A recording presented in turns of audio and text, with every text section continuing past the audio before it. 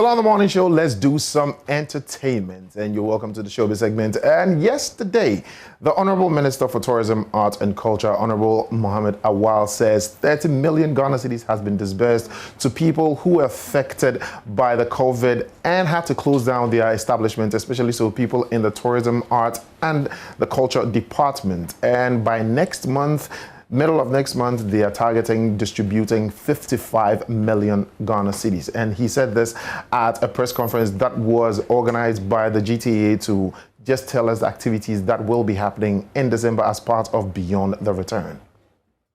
As well, COVID-19 had a devastating impact on tourism more than any other sector in this country, even globally, where we lost about 8 billion cedis in terms of earnings over the last 1.5 years. Hopefully and thankfully, we are coming back slowly.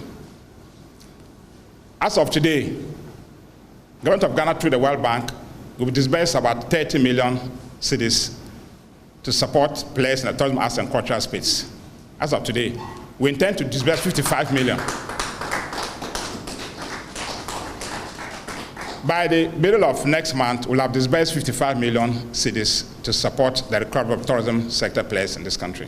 As of today, we disbursed about 30 million to support players in the tourism, arts and cultural space as grants to help them to come back, employ people, and expand their businesses. The last quarter of this year is very exciting for the tourism sector. We're expecting about 150,000 foreign arrivals between now and December, mostly from America, Nigeria, UK, Germany, China, Netherlands, etc. That's why we had to put a lot of protocols together with the task force COVID-19.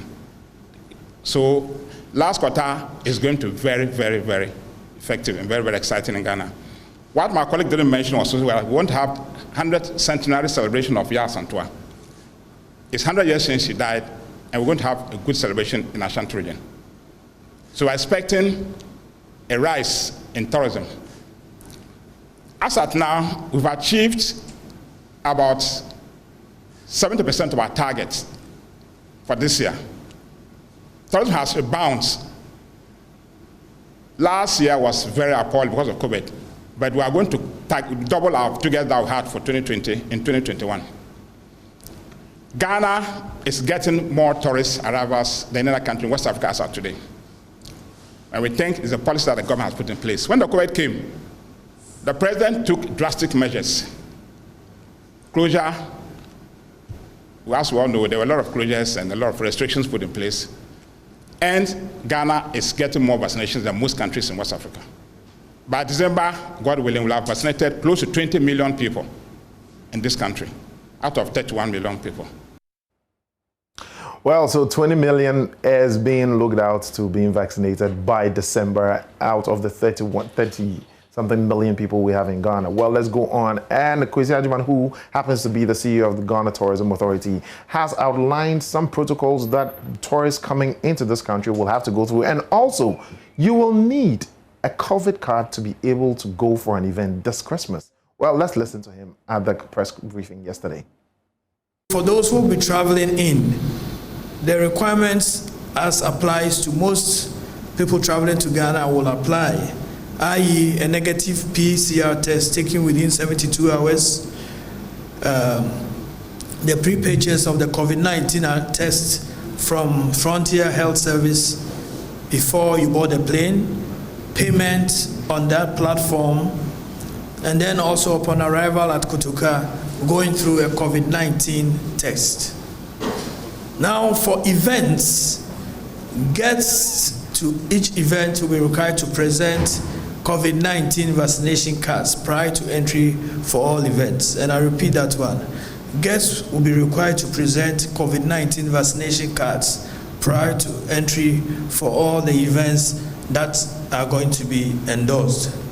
And then in addition to that, guests ages 5 and up will be required to wear face mask covering, except when maybe there's an activity like you are having a drink, then you can put it down. But it's a mandatory requirement that Masks are worn to all these events.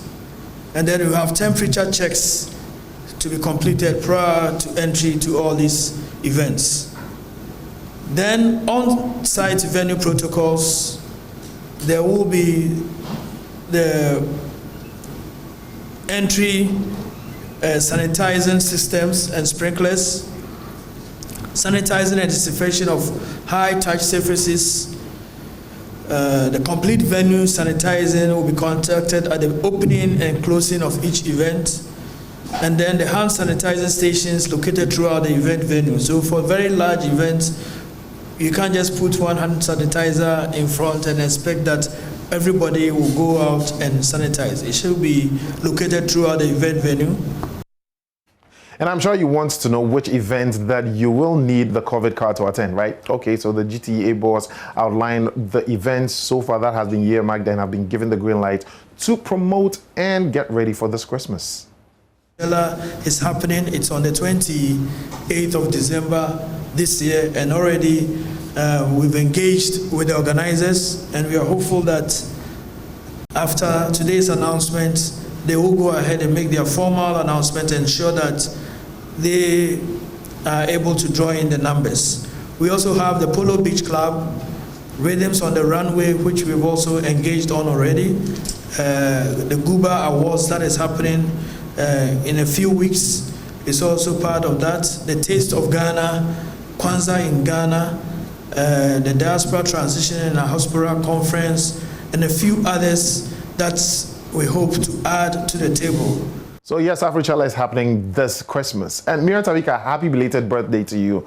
I don't know which one of them you want to go, but I certainly want to go for the Taste of Ghana because there's going to be a lot of food.